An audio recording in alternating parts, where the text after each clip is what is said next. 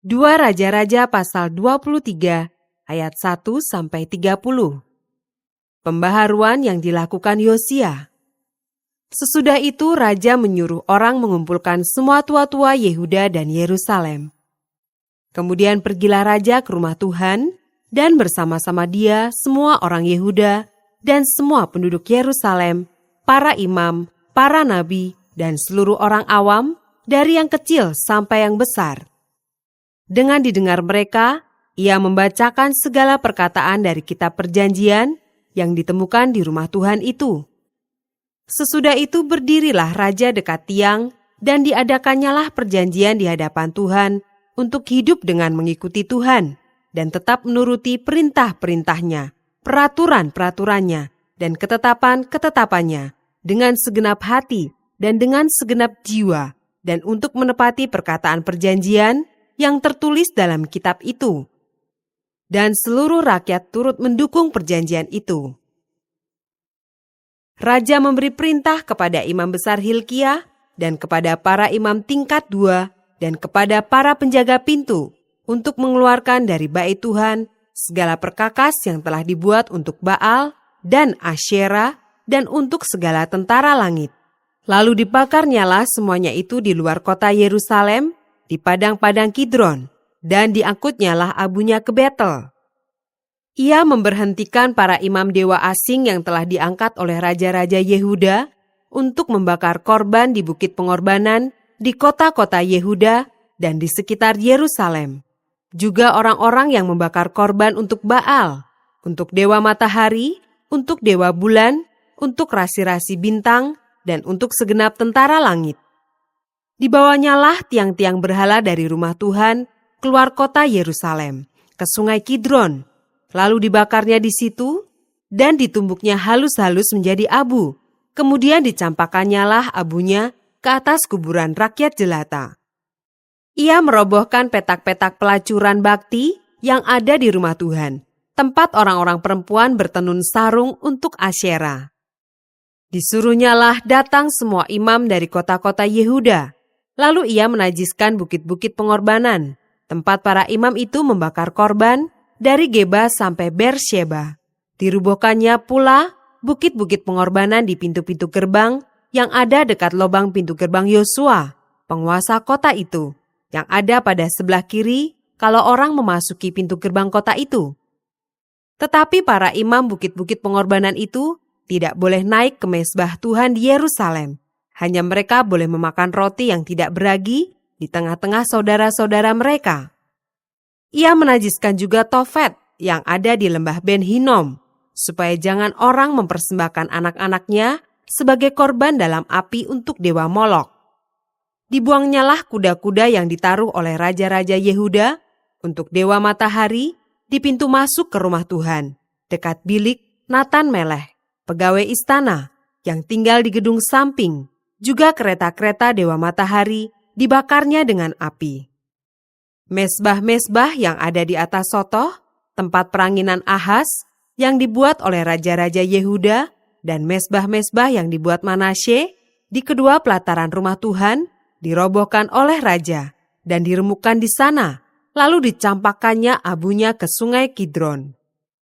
Bukit-bukit pengorbanan yang ada di sebelah timur Yerusalem, di sebelah selatan Bukit Kebusukan, dan yang didirikan oleh Salomo Raja Israel untuk Asyitoret, dewa kejijikan sembahan orang Sidon, dan untuk Kamos, dewa kejijikan sembahan Moab, dan untuk Milkom, dewa kekejian sembahan orang Amon, dinajiskan oleh raja. Ia memecahkan tugu-tugu berhala dan menebang tiang-tiang berhala, lalu ditimbuninya tempat-tempat itu penuh dengan tulang-tulang manusia. Juga mezbah yang ada di Betel, bukit pengorbanan yang dibuat oleh Yerobeam bin Nebat, yang mengakibatkan orang Israel berdosa, mezbah dan bukit pengorbanan itu pun dirobohkannya, dan batu-batunya dipecahkannya. Lalu ditumbuknya halus-halus menjadi abu, dan dibakarnyalah tiang berhala. Dan ketika Yosia berpaling, dilihatnyalah kuburan-kuburan yang ada di gunung di sana. Lalu menyuruh orang mengambil tulang-tulang dari kuburan-kuburan itu, membakarnya di atas mezbah dan menajiskannya, sesuai dengan firman Tuhan yang telah diserukan oleh abdi Allah yang telah menyerukan hal-hal ini. Ia berkata, "Apakah tanda keramat yang kulihat ini?" Lalu orang-orang di kota itu menjawab dia, "Itulah kuburan abdi Allah yang sudah datang dari Yehuda, dan yang telah menyerukan segala hal yang telah kau lakukan terhadap mezbah Betel ini." Lalu katanya, "Biarkanlah itu, janganlah ada orang yang menjamah tulang-tulangnya." Jadi mereka tidak mengganggu tulang-tulangnya dan tulang-tulang nabi yang telah datang dari Samaria itu. Juga segala kuil di bukit-bukit pengorbanan yang di kota-kota Samaria yang dibuat oleh raja-raja Israel untuk menimbulkan sakit hati Tuhan dijauhkan oleh Yosia, dan dalam hal ini ia bertindak tepat seperti tindakannya di Betel. Ia menyembelih di atas mezbah-mezbah itu semua imam bukit-bukit pengorbanan yang ada di sana, dan dibakarnya tulang-tulang manusia di atasnya. Lalu pulanglah ia ke Yerusalem. Kemudian raja memberi perintah kepada seluruh bangsa itu, "Rayakanlah Paskah bagi Tuhan Allahmu, seperti yang tertulis dalam kitab perjanjian ini. Sebab tidak pernah lagi dirayakan Paskah seperti itu sejak zaman para hakim yang memerintah atas Israel dan sepanjang zaman raja-raja Israel dan raja-raja Yehuda. Tetapi barulah dalam tahun ke-18 zaman Raja Yosia, Paskah ini dirayakan bagi Tuhan di Yerusalem." Para pemanggil arwah dan para pemanggil roh peramal, juga terafim, berhala-berhala, dan segala dewa kejijikan yang terlihat di tanah Yehuda dan di Yerusalem, dihapuskan oleh Yosia dengan maksud menepati perkataan Taurat yang tertulis dalam kitab yang telah didapati oleh Imam Hilkia di rumah Tuhan.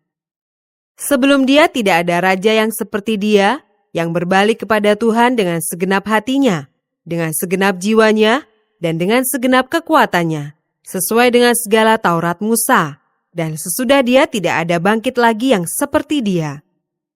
Tetapi Tuhan tidak beralih dari murkanya yang sangat bernyala-nyala itu, yang telah bangkit terhadap Yehuda, oleh karena segala sakit hatinya yang ditimbulkan Manasye. Lalu berfirmanlah Tuhan, "Juga orang Yehuda akan kujauhkan dari hadapanku, seperti aku menjauhkan orang Israel. Dan aku akan membuang kota yang kupilih ini, yakni Yerusalem, dan rumah ini, walaupun aku telah berfirman tentangnya, namaku akan tinggal di sana." Selebihnya dari riwayat Yosia dan segala yang dilakukannya, bukankah semuanya itu tertulis dalam kitab sejarah raja-raja Yehuda? Dalam zamannya itu, majulah Firaun Neko, raja Mesir, melawan raja Asyur di tepi sungai Efrat. Raja Yosia pergi menghadapi dia, tetapi Firaun membunuhnya di Megido, segera sesudah ia melihatnya. Pegawai-pegawainya mengangkut mayatnya dengan kereta dari Megido dan membawanya ke Yerusalem. Kemudian mereka menguburkannya dalam kuburnya sendiri.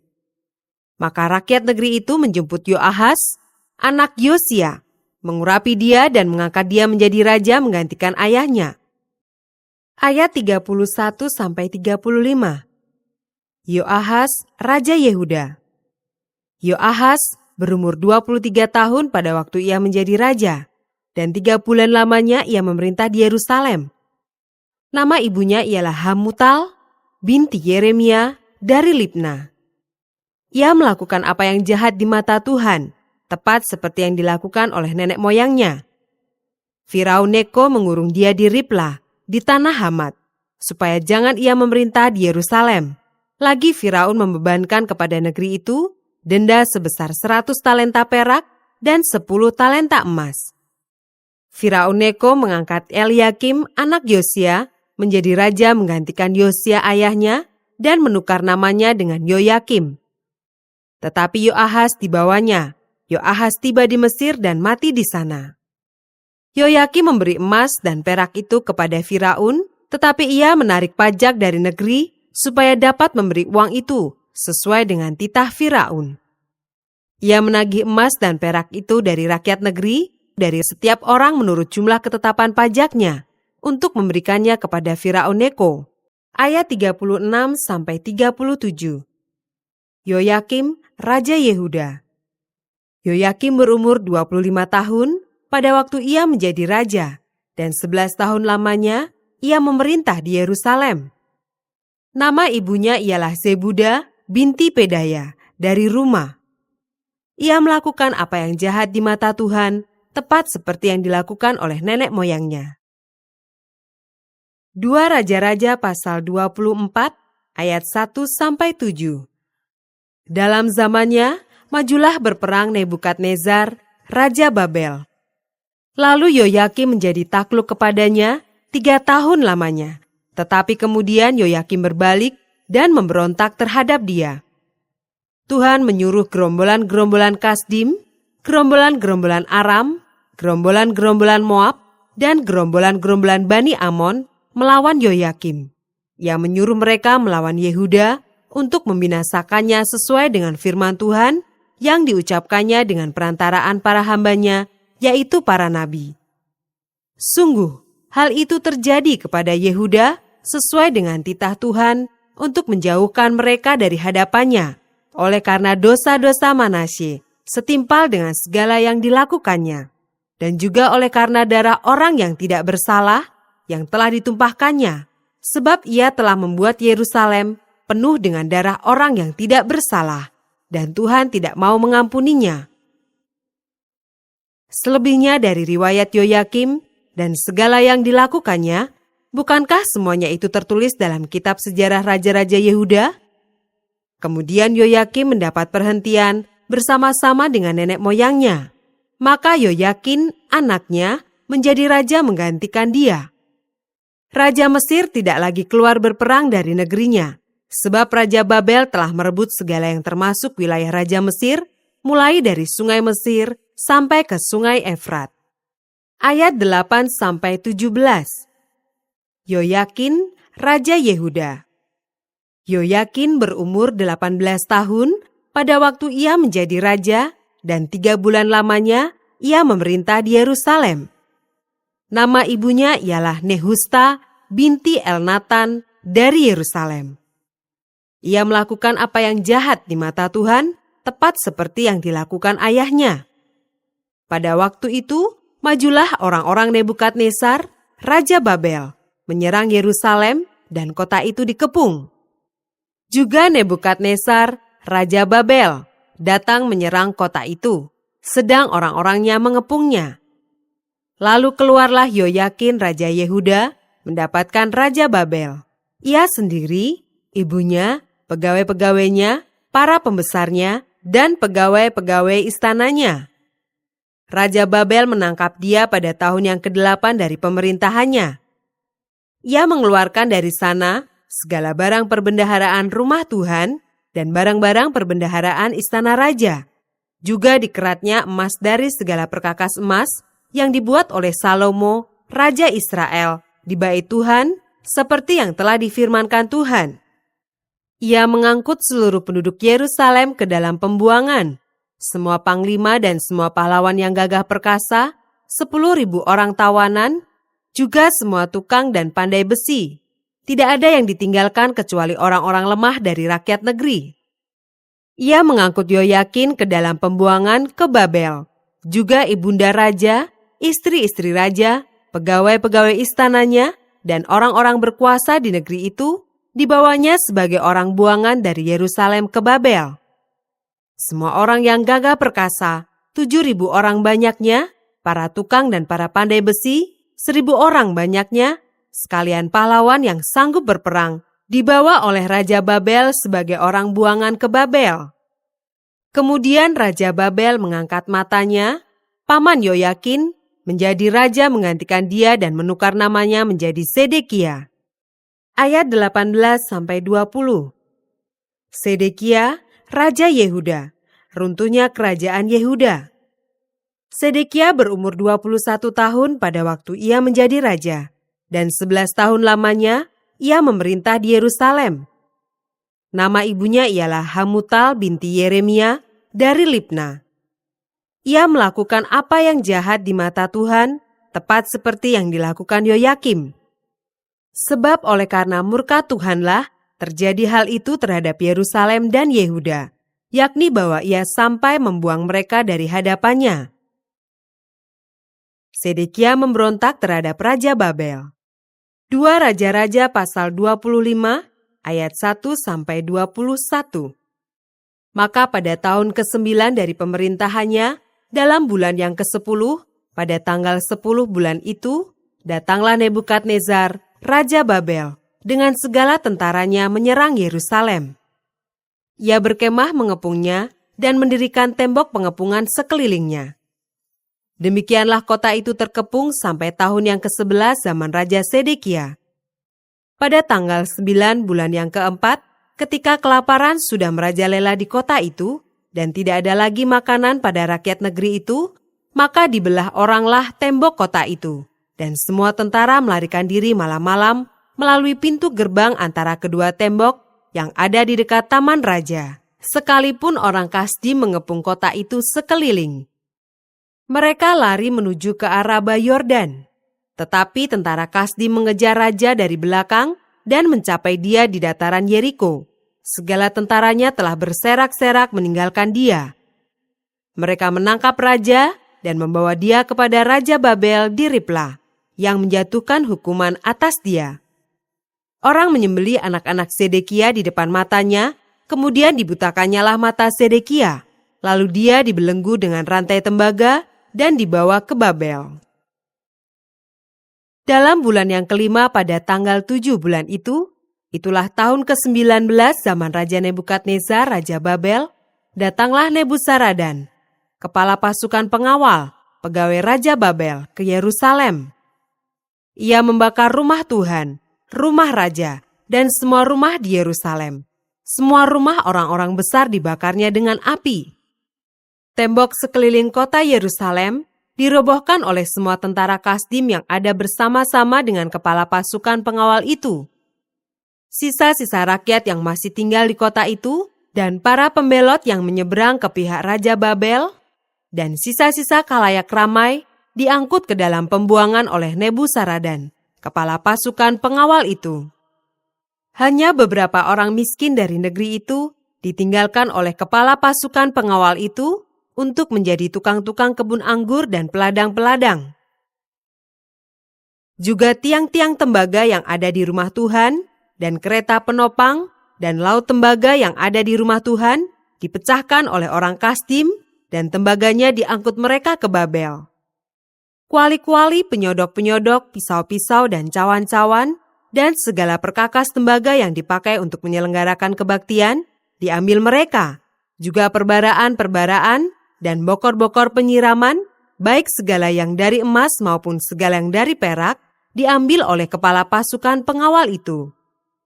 Adapun kedua tiang, laut yang satu itu, kereta penopang yang dibuat oleh Salomo untuk rumah Tuhan, tiada tertimbang tembaga segala perkakas ini. 18 hasta tingginya tiang yang satu, dan di atasnya ada ganja dari tembaga.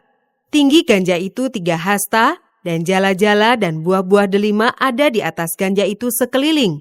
Semuanya itu tembaga. Dan seperti itu juga tiang yang kedua disertai jala-jala. Lalu kepala pasukan pengawal itu menangkap Seraya, imam kepala, dan Sefanya, imam tingkat 2, dan ketiga orang penjaga pintu.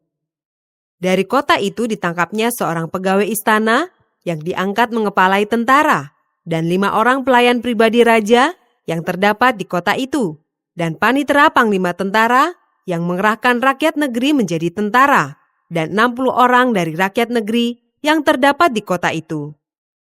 Nebuzaradan, kepala pasukan pengawal, menangkap mereka dan membawa mereka kepada Raja Babel di Riblah. Lalu Raja Babel menyuruh membunuh mereka di Riblah, di tanah Hamat. Demikianlah orang Yehuda diangkut ke dalam pembuangan dari tanahnya. Ayat 22-26. Gedalia menjadi gubernur dan dibunuh. Tentang rakyat yang masih tinggal di tanah Yehuda, yang ditinggalkan oleh Nebukadnezar Raja Babel, diangkatnya lah atas mereka Gedalia bin Ahikam bin Safan. Ketika semua panglima tentara dengan orang-orangnya mendengar bahwa Raja Babel telah mengangkat Gedalia, maka pergilah mereka kepada Gedalia ke Mispa, yaitu Ismael bin Netanya, Yohanan bin Kareah, Seraya bin Tanhumet, orang Netofa itu, dan Yaasanya, anak seorang Maaka, bersama dengan anak buahnya. Lalu bersumpahlah Gedalia kepada mereka dan anak buah mereka. Katanya kepada mereka, "Janganlah kamu takut terhadap pegawai-pegawai orang Kasdim itu. Tinggallah di negeri ini dan takluklah kepada Raja Babel, maka keadaanmu akan menjadi baik." Tetapi dalam bulan yang ketujuh, datanglah Ismael bin Netanya bin Elisama, seorang yang asalnya dari keturunan raja, dan 10 orang bersama-sama dengan dia. Mereka membunuh Gedalia dan orang-orang Yehuda dan orang-orang Kasdim yang ada bersama-sama dengan dia di Mispa. Maka bangkitlah seluruh rakyat, dari yang kecil sampai yang besar, serta panglima-panglima tentara. Lalu larilah mereka ke Mesir, sebab mereka takut terhadap orang Kasdim itu. Ayat 27-30. Yoyakin dikasihani. Kemudian dalam tahun ke-37 sesudah Yoyakin, Raja Yehuda dibuang, dalam bulan yang ke-12, pada tanggal 27 bulan itu, maka Ewil Merodak Raja Babel, dalam tahun ia menjadi raja, menunjukkan belas kasihannya kepada Yoyakin Raja Yehuda, dengan melepaskannya dari penjara. Ewil Merodak berbicara baik-baik dengan dia, dan memberi kedudukan kepadanya lebih tinggi daripada kedudukan raja-raja yang bersama-sama dengan dia di Babel. Ia boleh mengganti pakaian penjaranya dan boleh selalu makan roti di hadapan raja selama hidupnya. Dan tentang belanjanya, raja selalu memberikannya kepadanya, sekedar yang perlu tiap-tiap hari selama hidupnya.